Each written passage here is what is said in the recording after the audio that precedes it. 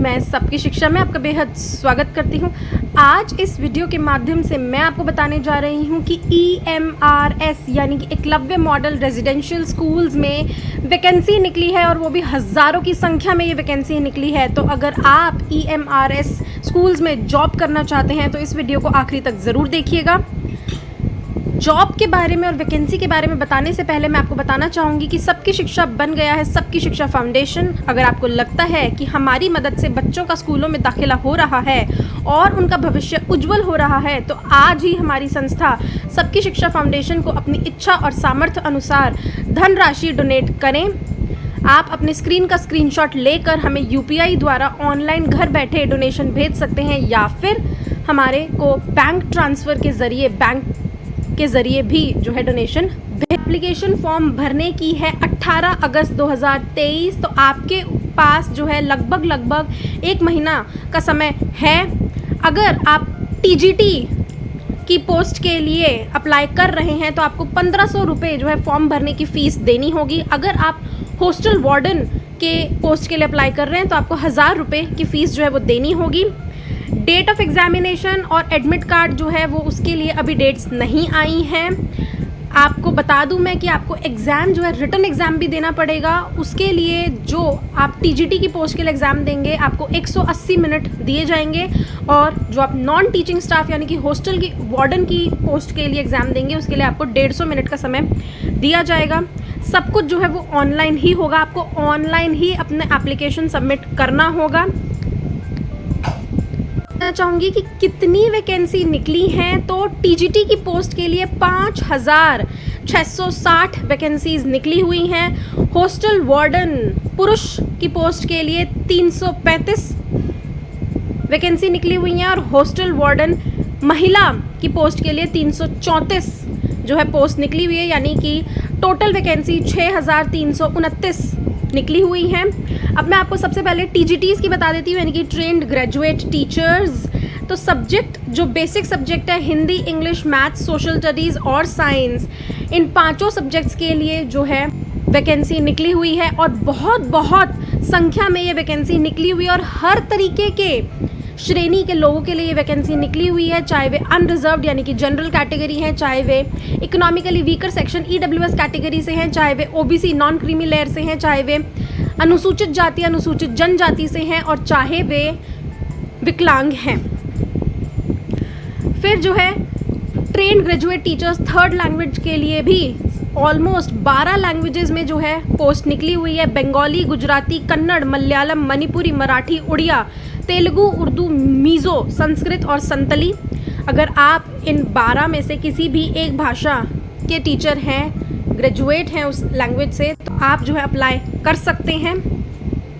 ये मैं आपको बता दूं कि मिसलेनियस कैटेगरी यानी कि TGT के जो अदर सब्जेक्ट्स होते हैं, जो एक्स्ट्रा करिकुलर एक्टिविटी के सब्जेक्ट्स होते हैं, उनके लिए भी पोस्ट निकली हुई है, यानी कि म्यूज़िक, आर्ट, PET पुरुष और PET फीमेल और लाइब्रेरियन। इन पांचों पोस्ट के लिए भी वैकेंसी निकली हुई है और वैकेंसी निकली है जैसा कि मैंने आपको बताया हॉस्टल वार्डन पुरुष और हॉस्टल वार्डन महिला के लिए।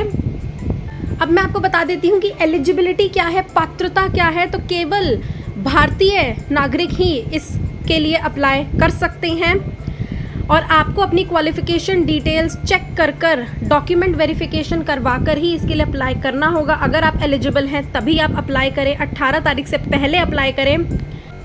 फिर वो ये भी बता रहे हैं कि प्लेसमेंट आपकी जो है वो कहीं भी हो सकती है पूरे भारत में, तो आपको जो है वहीं पर शिफ्ट होना होगा। अब ये यहाँ पे आपको लेवल ऑफ पे बता रहे हैं कि आपको कितना पैसा दिया जाएगा। तो अगर आप ट्रेंड ग्रेजुएट टीचर्स यानी कि TGTs मेन सब्जेक्ट्स में हैं, English, Hindi, mathematics, science, social studies या किसी थर्ड लैंग्वेज या लाइब्रेरियन है तो आपका पे होगा 44,900 रुपये से लेकर 1,42,400 रुपये तक के बीच में।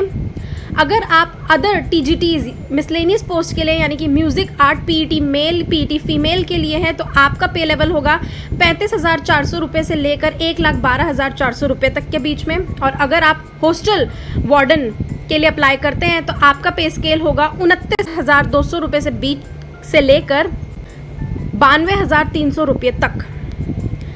अब मैं आपको बता दूं कि आपका मोड ऑफ एग्जामिनेशन कैसा होगा। तो आपको जो है EMRS स्टाफ सिलेक्शन एग्ज़ाम देना होगा, जो कि OMR based pen paper mode पर होगा। आपको जो है OMR शीट में अपने आंसर्स भरने होंगे।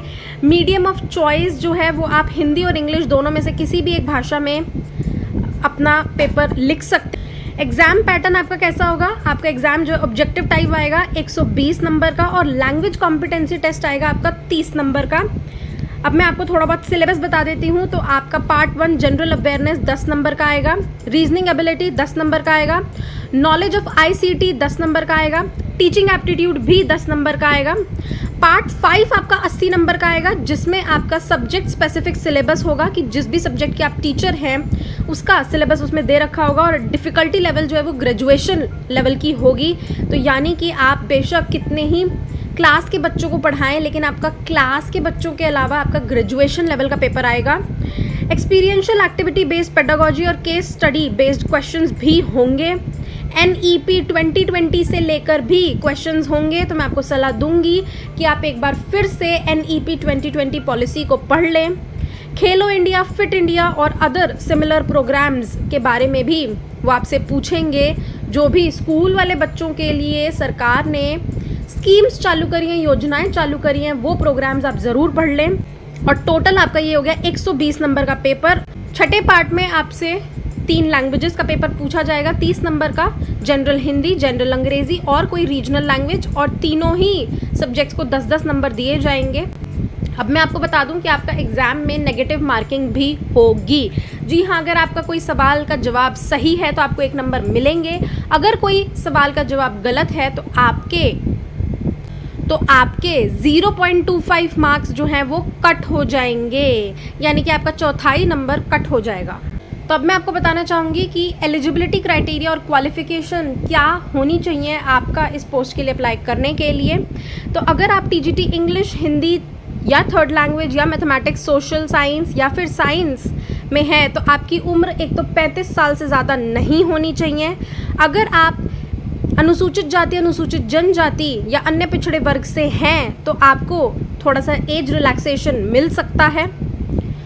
अब क्वालिफ़िकेशन की बात कर लेते हैं। तो आपने जो है 4 साल का कोई इंटीग्रेटेड डिग्री कोर्स किया होना चाहिए, या फिर आपने कोई बैचलर्स ऑनर्स की डिग्री करी होनी चाहिए आपके कंसर्न सब्जेक्ट में, या फिर आपके पास कोई बैचलर डिग्री होनी चाहिए जो किसी बढ़िया और मान्य यूनिवर्सिटी या इंस्टीट्यूट से हो उस कंसर्न सब्जेक्ट को लेकर। फिर वो ये भी बता रहे हैं कि आपने अगर लैंग्वेज के लिए अप्लाई करा है तो आपने हिंदी, इंग्लिश उस लैंग्वेज में जो है 2-3 साल तक पढ़ाई करी हुई होनी चाहिए। इसी तरीके से वो आगे सारे सब्जेक्ट्स के लिए आपको बता रहे हैं कि आपके पास इस तरीके की डिग्री होनी चाहिए। अगर आप हर सब्जेक्ट के बारे में अलग जानकारी जानना चाहते हैं तो हम इस वीडियो के साथ इस PDF को अटैच कर रहे हैं। आप उसे डाउनलोड करके उसको पढ़ सकते हैं और बाकी जानकारी जान सकते हैं। और अब वो ये भी बता रहे हैं कि आपने सेंट्रल टीचर एलिजिबिलिटी टेस्ट यानी कि CTET पास किया होना चाहिए, और आपके पास कोई BEd डिग्री होनी चाहिए। अगर आपने कोई 4 साल का इंटीग्रेटेड BEd डिग्री कोर्स किया हुआ है, जैसे कि BLEd, अगर आपने ये किया हुआ है तो आपको BEd डिग्री की कोई ज़रूरत नहीं है। अगर आप जानना चाहते हैं कि आपके एग्ज़ाम का सिलेबस क्या है तो आप EMRS की ऑफिशियल वेबसाइट पर जा सकते हैं, जो कि है emrs.tribal.gov.in, और यहाँ पर जाकर अपना सिलेबस डाउनलोड कर सकते हैं और अपने रिटर्न एग्ज़ाम की तैयारी शुरू कर सकते हैं। तो मैं आप सभी को जो है ऑल द बेस्ट कहना चाहूँगी। अगर आपको मिल गई है ऐसी कोई नौकरी जिसमें आप फिट हो सकते हैं तो आप उस पोस्ट के लिए ज़रूर अप्लाई करें। मैं आपको एक बार फिर से बता देती हूँ कि हज़ारों की संख्या में वैकेंसी निकली है, और अगर आप समझते हैं कि आप काबिल हैं इस जॉब के लिए तो ज़रूर अप्लाई करें। अगर आप और ऐसी वैकेंसीज़ के बारे में जानना चाहते हैं तो सबकी शिक्षा को अभी सब्सक्राइब करिए, घंटी का निशान दबाना ना भूलें। धन्यवाद।